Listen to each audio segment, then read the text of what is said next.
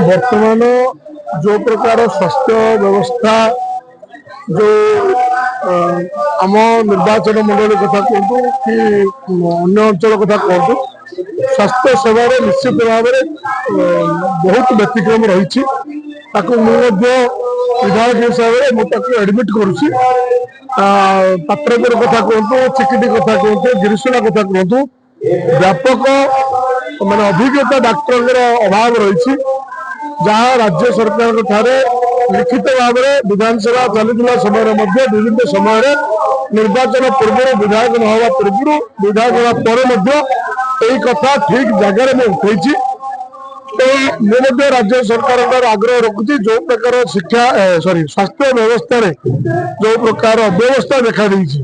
गिरिशुला कहतु पात्रपुर कहतु चिकिटी कहतु मु विधायक हिसाब से मोर निर्वाचन मंडल में जड़े सचेतन नागरिक हिसाब से कथा कहूँ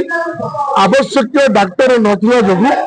लोक मैंने नहीं असुविधार सम्मुखीन होउछंती जद्वारा चिकित्सा न पाई लोक रेफरल हॉस्पिटल हिसाब से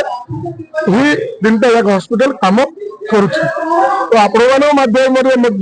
सरकार आग्रह रखुची एप्रति गुरुत्वर सहित विचार को लेकिन तुरंत अभिज्ञ डाक्तर मान पात्रपुर सीएससी चिकिटी एवं गिरिशुलार जदि निजुक्ति दिज्व जनसाधारण जो प्रकार असुविधार सम्मुखीन होती आवश्यक स्वास्थ्य सेवा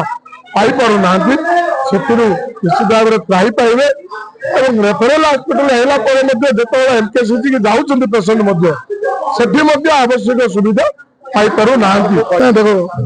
मु मना करूँ मु तो कहली ना विधायक आसला समालोचनार सरभ्य हवा पड़ुची पड़ो मुझे किसी मु दुख करिवार नहीं कि अभिमान करिवार नहीं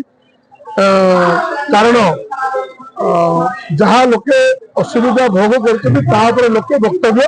रखुंट से राजनैतिक नेता हिसाब से व्यक्तिव्यस्त हमार कारण किसी ना जेहेतु मुझे तृणमूल स्तर लोकंर राजनैतिक कोई ना सामाजिक जीवन में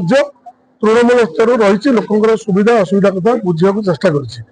तो स्वास्थ्य व्यवस्था कथा आमर दैनंदिन जीवन में गोटे मुख्य समस्या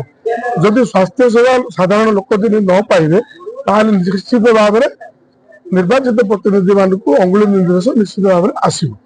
तो मु विधायक हिसाब से यही कथा को राज्य सरकार द्वारा जिलापाल निकट में सीडी निकट में अनवरत भाव कथा को रखी आसी आज बजेट अधिवेशन आरंभ होती तो ये अंचल जो अभाव असुविधा रही स्वास्थ्य क्षेत्र में ठीक भाव में निश्चित भाव में विधानसभा उपस्थापन कर समस्यार समाधान करने यथासाध्य चेष्टा करी आशा रखुची राज्य सरकार यह हृदयंगम कर लोक मान सुविधा दृष्टि निश्चित भाव में समस्यार समाधान करेंगे आशा रखी।